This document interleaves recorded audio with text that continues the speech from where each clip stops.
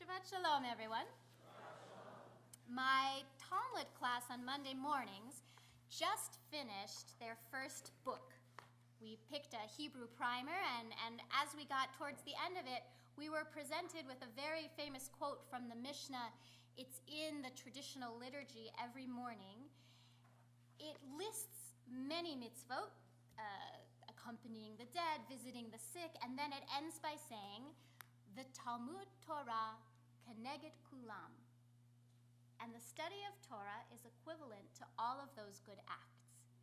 So you can imagine that some of my students said, I don't find that to be true, Rabbi Zelony. Are we supposed to sit in ivory towers reading books? No, we should be out there. We should be doing good action. So that is part of the theme of today's sermon. Talmud Torah keneged kulam. The study of Torah is really equivalent to all other mitzvot? How can that be? Let's start with, I think, the most important part of the Parsha, the 10 Commandments. The very first commandment, and what the Mei HaShiloach, a Hasidic commentator, has to say about it. The commandment starts, Anochi Hashem Elokecha. Great beginning. I am the Lord your God. In case you hadn't noticed with all those miracles and me bringing you out of Egypt, I want it to be clear, Anochi Hashem Elokecha.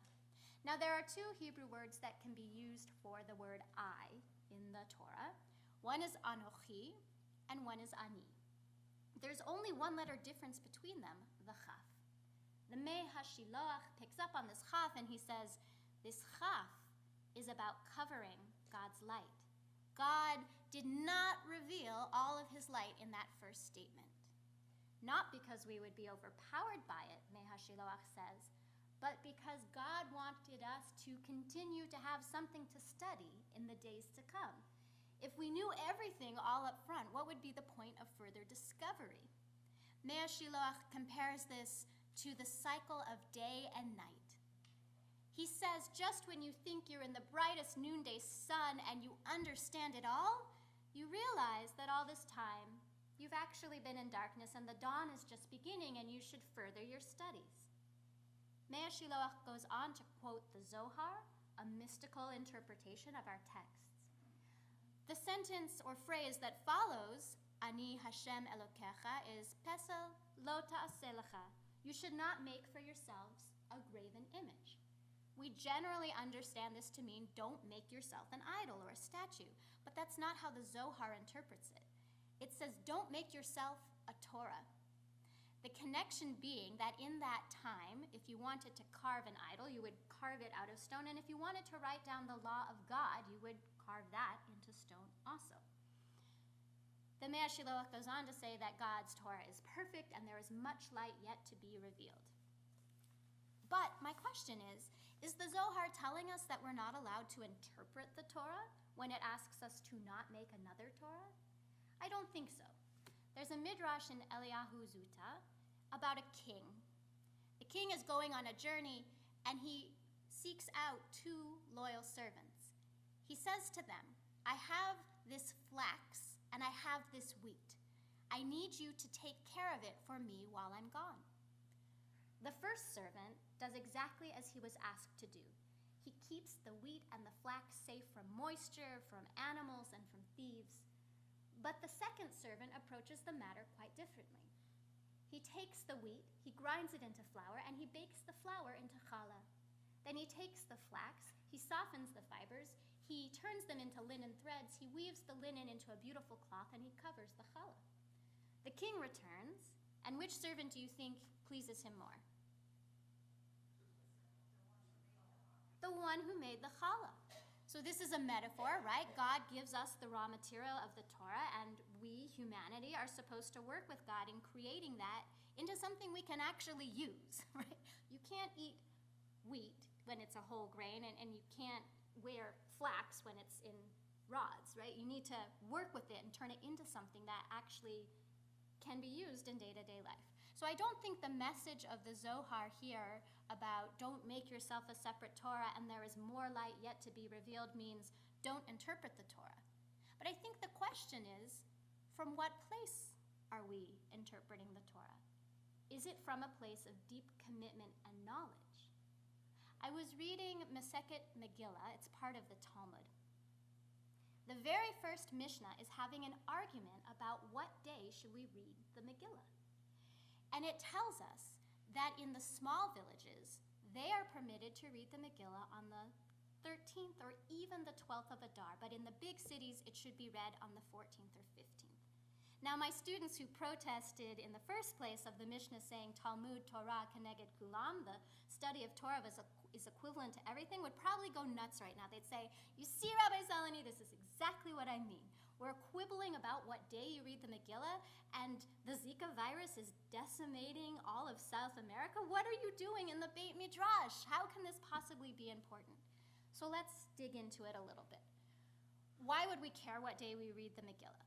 First of all, in the book of Esther, it's clear. It says the holiday should be celebrated on the 14th or the 15th of Adar.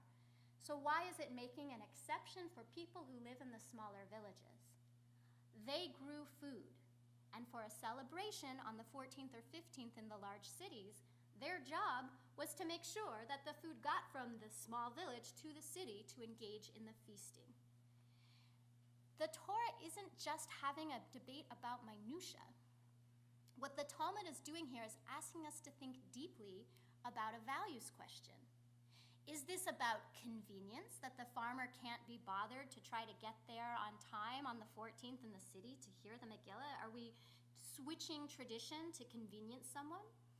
Or perhaps the story is about inclusion, that no, even those in small villages are entitled to hear the Megillah being read, and we're going to create a society and a law that makes sure that happens. And I think that these meta-conversations that were meant to be sprung from the minutia of the Talmudic text is why Talmud Torah keneged kulam.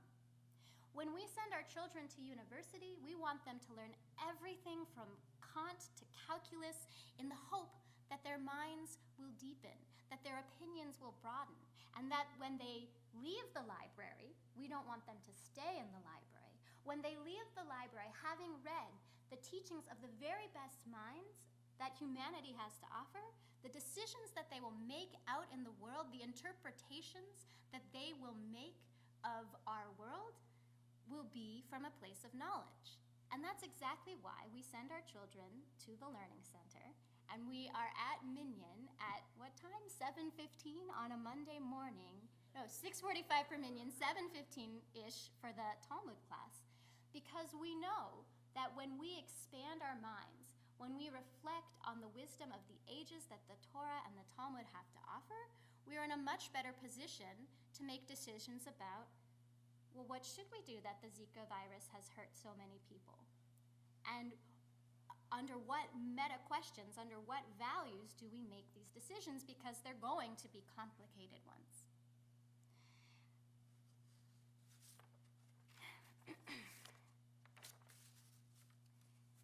In one letter of our parsha, one letter's difference between Anochi and Ani is a world of meaning about God's full light not being completely revealed on the day of revelation. Rather, humanity lives in an experience of perpetual revelation all the days of our lives. So may we be blessed with opportunities and the inclination to expand our minds and deepen our knowledge so that we think profoundly and we're moved to act in the world thoughtfully and humbly. Shabbat Shalom.